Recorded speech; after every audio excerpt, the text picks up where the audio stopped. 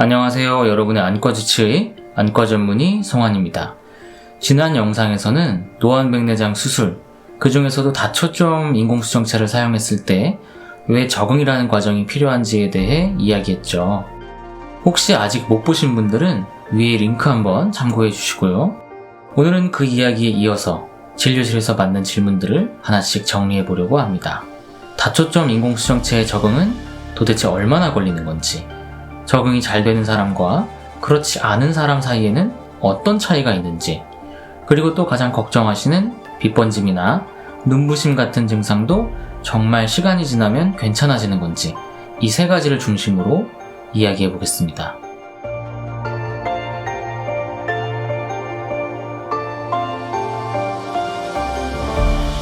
먼저 들어가기 전에 오늘 전제 조건을 하나 말씀드리고 가겠습니다. 오늘 제가 말씀드리는 적응이라는 건 다초점 렌즈를 넣을 수 있는 조건이 되는 눈에 수술이 잘 되었을 때의 이야기입니다. 이건 나중에 따로 영상으로 자세히 다룰 예정이지만, 간단히 말하면 다초점 인공수정체는 굉장히 예민한 렌즈입니다. 저는 스포츠카 같다는 표현을 씁니다.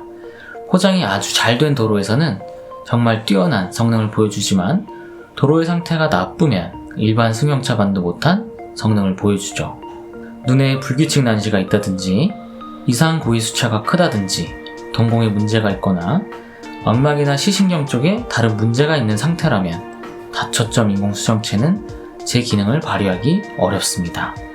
이런 상황에서 불편한데 적응을 기다려봅시다 라고 말하는 건 솔직히 의미가 없고 환자분만 더 힘들어질 수 있습니다. 그래서 오늘 이야기의 전제는 건강한 눈에 수술이 잘 된 다초점 인공수정체입니다. 그럼 이제 본론으로 들어가죠.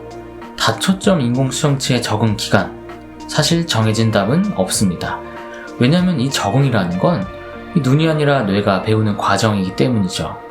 사람마다 뇌가 새로운 정보를 정리하고 익숙해지는 속도가 다르죠. 그래도 그럼 어느 정도까지 기다려볼 수 있느냐라는 기준은 저희도 필요합니다. 그래서 논문들을 한번 살펴보겠습니다. 다초점 인공수정체를 넣고 결국 불만족으로 교체 수술을 시행했던 연구들을 보면 이 교체까지 걸린 평균 시간이 대략 이렇습니다. 어떤 연구는 평균 8개월, 어떤 연구는 12개월, 길게는 15개월, 20개월 넘게 간 경우 있습니다. 하지만 이걸 정리하면 적응은 빠르면 1, 2개월, 늦어도 6개월 안에는 거의 윤곽이 잡힌다는 겁니다. 눈에 다른 문제가 없는데도 6개월이 지났는데 여전히 일상생활이 힘들 정도로 불편하다면 그때는 조금 더 기다리자보다는 적응 실패 가능성을 생각하게 됩니다. 이 시점에서는 아주 작은 근시나 난시 같은 굴절 오차가 원인일 수도 있기 때문에 한 달 정도 안경을 써보기도 하고, 안구건조증 같은 문제가 있다면 반드시 함께 치료합니다. 그럼에도 불구하고 계속 힘들다면 적응 실패로 판단하고 다음 선택지를 고민하게 됩니다. 실제로 교체를 결정하는 시점은 대략 1년 전후라고 보시면 됩니다. 그럼 이제 누가 적응을 잘하고 누가 어려워하느냐, 이 질문으로 넘어가 보죠. 흔히들 이렇게 말합니다. 나이가 많으면 적응이 어렵다, 예민한 성격이면 다초점은 안 맞는다. 그런데 이게 정말 맞는 말일까요? 이 부분도 논문으로 한번 살펴볼게요. 이 연구에서는 MMSE라는 검사를 사용했습니다. 보통 치매 선별 검사로 많이 알려진 테스트죠. 특이한 것은 점수 자체는 차이가 없었다는 겁니다. 적응이 잘 된 사람도 잘 안 된 사람도 점수는 거의 같았습니다. 그런데 차이가 난 건 검사에 걸린 시간이었습니다. 적응이 잘 된 그룹은 검사를 빠르게 끝냈고, 적응이 어려웠던 그룹은 같은 문제를 푸는데 시간이 더 걸렸습니다. 이게 의미하는 바가 있겠죠. 이 뇌의 기능이 좋다, 나쁘다의 문제가 아니라 정보를 처리하는 속도, 그리고 불필요한 정보를 걸러내는 능력과 연관돼 있다는 겁니다. 그리고 예상처럼 이 연구에서는 적응이 잘 된 그룹의 평균 나이가 조금 더 젊기도 했습니다. 다른 연구도 하나 더 볼까요? 이 연구에서는 나이 차이는 크게 없었습니다.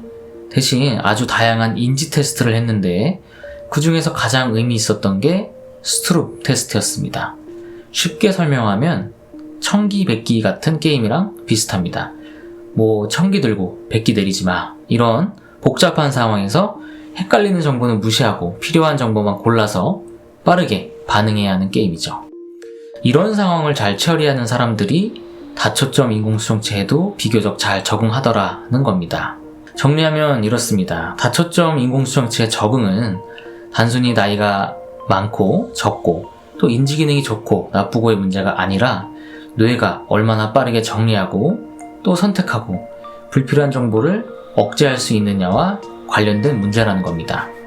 그리고 이 연구는 MBTI 같은 성격에 따른 만족도를 비교를 했는데 이건 영상이 너무 길어질 것 같아 제가 블로그에 따로 정리를 해두겠습니다. 이 마지막으로 빛번짐과 눈부심 이야기입니다. 이건 많이 물어보십니다. 먼저 다초점 인공수정체는 완벽한 렌즈가 아니죠. 젊은 자연 수정체를 완벽하게 재현한 렌즈도 아니고요. 가까운 것도 보기 위해 특수한 구조를 사용하기 때문에 빛번짐이나 눈부심은 어느 정도는 필연적입니다. 특히 밤에요. 이렇게 이해하시면 좋겠습니다. 빛번짐이 있다는 건 이 가까운 초점 기능이 작동하고 있다는 신호이기도 합니다. 다행히 이런 증상 역시 뇌의 적응으로 많이 줄어듭니다. 빠르면 2개월, 대부분은 6개월 이내, 늦어도 1년 안에는 거의 신경 쓰이지 않는 수준이 됩니다. 물론 아주 소수, 대략 1% 정도는 끝까지 불편을 느낄 수도 있어요. 그리고 달무리 같은 현상은 완전히 사라진다기보단 있지만 신경이 안 쓰이게 된다고 생각하시는 게 조금 더 정확합니다. 여기까지 이야기를 정리해 보겠습니다. 다초점 인공수정체 수술에서 가장 중요한 수술은 사실 렌즈를 넣는 과정이 아니라 수술 전에 기대를 맞추는 일이다 라는 말도 있습니다. 이 렌즈로 무엇을 얻을 수 있고 또 무엇은 포기해야 하는지, 그리고 그 사이에서 뇌가 어떤 역할을 하게 되는지, 이걸 제대로 이해하고 들어가면 적응은 어려운 과정이 아니라 예측 가능한 과정이 됩니다. 다음 영상에서는 적응이 실패했을 때 실제로 어떤 선택지들이 있는지, 그리고 교체 이후 결과는 어땠는지 조금 더 현실적인 이야기로 이어가 보겠습니다. 감사합니다.